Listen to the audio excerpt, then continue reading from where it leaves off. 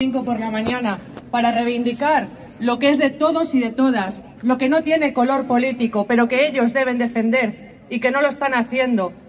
Sanidad es la prioridad, una de las prioridades de los derechos fundamentales, y es algo que no podemos dejar que nos arrebate, porque la sanidad pública es algo que vamos a necesitar todos y todas. Es muy emocionante veros aquí y perdonar que se entrecorte un poco la voz, porque el ver que la ciudadanía se levanta y despierta por fin nos alegran demasiado. Muchas gracias por estar aquí. Paso la palabra a la doctora Ana. Gracias.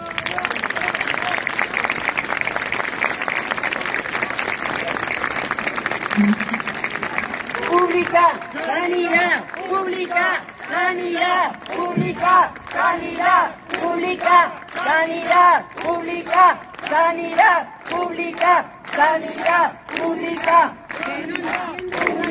Criminal. ¡Recortar en sanidad! Es un acto criminal. Buenos días, muchísimas gracias a todas y a todos por estar aquí, porque tanto la ciudadanía como los trabajadores de la salud tenemos ahora mismo un reto muy importante por delante, y es evitar que desaparezca el sistema sanitario público. Y es hacer entender a toda la ciudadanía que esto es posible. La gente no se lo cree. Y este es el gran problema que tenemos delante. La gente no se lo cree. Siguen diciendo, yo no pago nada cuando voy. De acuerdo, tú todavía no pagas nada, pero muchos lo están pagando con su vida. El negocio mayor en este momento, más que el de armamento, es la sanidad. Desgraciadamente no es un problema de esta comunidad, ni siquiera de este país, ni siquiera de Europa. Es que ahora mismo la sanidad es el nido de negocio más importante. Es donde todos han visto esa posibilidad. Fijaos, os voy a explicar qué es lo que quiere decir privatizar, porque la gente no ve que se esté privatizando. Pues privatizar quiere decir que en este momento, y hace ya unos años, de cada 2 euros que se están presupuestando para el sistema sanitario público, 1 termina en empresas privadas. Esto lo vemos todos los días. Privatizar quiere decir que con el desastre y el caos y el horror que ha sido la pandemia para todas y todos, no ha sido el momento de potenciar y fomentar un sistema sanitario público, sino todo lo contrario. Quiere decir que hemos llegado a pagar por camas de UCI hospitalarias en hospitales privados, teniendo 25 camas de UCI cerradas, preparadas y sin utilizar en hospitales públicos de gestión privada. Esto es privatizar. Privatizar es lo que están intentando hacer con los centros de urgencia extrahospitalarios. Recordáis que en la pandemia, desde marzo del 20, los SUAP, Servicio de Urgencia y Atención Primaria en la zona urbana y algunos pueblos cercanos, se cerraron a cal y canto sin ninguna justificación. ¿Qué es lo que hicieron con el personal? Llenar un IFEMA, ese escenario de cartón piedra que realmente nos han costado 50 millones a los madrileños y madrileñas por 40 días de funcionamiento, que ha sido el negocio de las mismas empresas de siempre, donde no se llevó a 7.291 personas que estaban en residencia, que murieron en el más absoluto abandono, sin atención sanitaria. Efectivamente, esto no se puede dejar.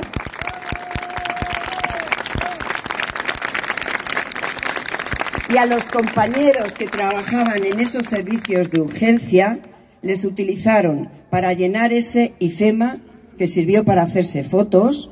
Utilizaron también a personal de atención primaria que voluntariamente, es verdad, en ese momento voluntariamente fueron muchos de mis compañeros. Eso se cerró y no abrieron de nuevo esos centros de urgencia, que era lo que esperábamos todos, no.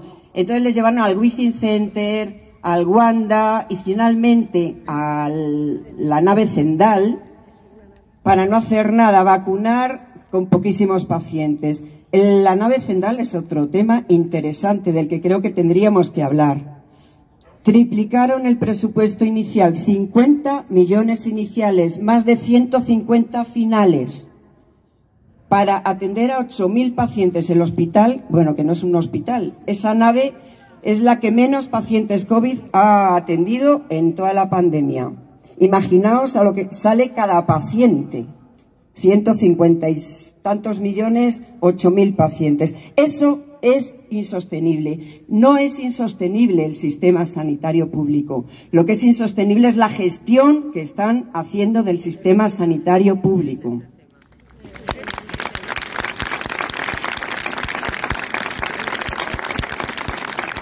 Os voy a contar brevemente lo que estamos viviendo. Yo soy médica de atención primaria, trabajo en un centro de salud de Carabanchel. ¿Qué es lo que está pasando ahí? Pues pasa que en los centros de salud, bueno, no he hablado de los servicios de atención rural, que es en los pueblos, 40 centros, funcionaban perfectamente hasta que, por la presión de la ciudadanía, ojo, importantísimo que sigamos presionando desde todos los rincones, porque gracias a la presión se reabrieron los SWAP. Pero ¿cómo? Sin personal suficiente. Con lo cual, sin médicos. Siempre están desvistiendo un santo para vestir otro. Abren un IFEMA sin personal. Reabren los SWAP sin contratar personal. Porque el problema aquí es que no quieren dedicar dinero a la sanidad pública, que somos la última comunidad en inversión para atención primaria. No les interesa la atención primaria, no es negocio, el negocio es la enfermedad. Entonces, estos centros rurales que funcionaban perfectamente, muchos se cerraron, han hecho un caos tremendo, una absoluta falta de humanidad hacia los trabajadores, y lo que decidieron finalmente es cesar esos contratos. Yo dudo que sea legal lo que han hecho. ¿Para qué? Para volver a contratar cambiando horario, cambiando localidad y saltándose todos los derechos laborales de estos compañeros. ¡Bravo! ¡Bravo! ¡Bravo! Entonces, volviendo a los centros de salud, que es donde yo estoy trabajando desde hace 37 años. Nunca la situación ha sido como es en este momento. Falta de plantilla de todas las categorías, no son solo médicos, desde administrativos, técnicos de cuidado de enfermería, celadores, enfermería, pediatría. La pediatría está en peligro de extinción. Sabéis que cuando un médico hace la especialidad puede elegir entre atención primaria en pediatría o especializada. Bien, se están yendo muchos pediatras de atención primaria porque no es posible ver cada día 80 niños. Por esto está pasando lo que está pasando. Ahora mismo, en Madrid, 1 millón de madrileñas y madrileños no tienen médico asignado. Esto es muy grave. De ellos, 250.000 son niños sin pediatra. ¿Qué es lo que pasa cuando un compañero se jubila, se traslada, se muere? Pues pasa que no están contratando absolutamente a nadie para esas plazas vacantes. Esto es muy grave para la ciudadanía, porque te quedas sin médico, y esto quiere decir que no puedes acceder a la agenda por la aplicación del móvil, que esto puede ser una pista para saber que no tienes médico, porque la mayoría no lo saben. Cada vez que accedes al centro de salud, que muchas veces tiene que ser ir allí para coger la cita, te va a ver uno de los médicos que estamos allí. Esto quiere decir que se pierde muchísima riqueza de la relación terapéutica médico-paciente. Es impresionante la diferencia. Cuando yo cada día puedo tener una agenda entre 40 y 50 pacientes. No soy de los peores centros. Un 20% de los pacientes que veo cada día no son pacientes míos, son de los 6 plazas vacantes que en mi centro ya no hay médico. No tiene nada que ver. Cuando el paciente le conozco desde hace tiempo, conozco su familia, conozco su vivienda, su condición laboral, su entorno, no tiene nada que ver. Estamos perdiendo la longitudinalidad, que es la relación con el mismo profesional, que se ha demostrado, gracias a muchos estudios, que disminuye las visitas a las urgencias de hospitales, disminuye los ingresos hospitalarios en un 30%, y disminuye en un 25% la mortalidad. Estamos hablando de muertes evitables en un número altísimo.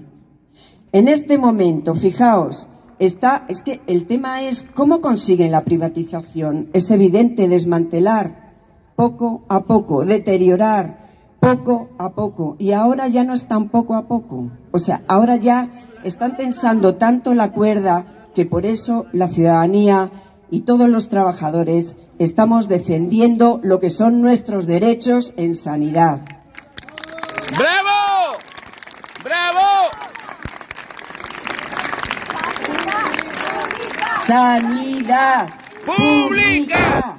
Sanidad pública. Sanidad pública. Y fijaos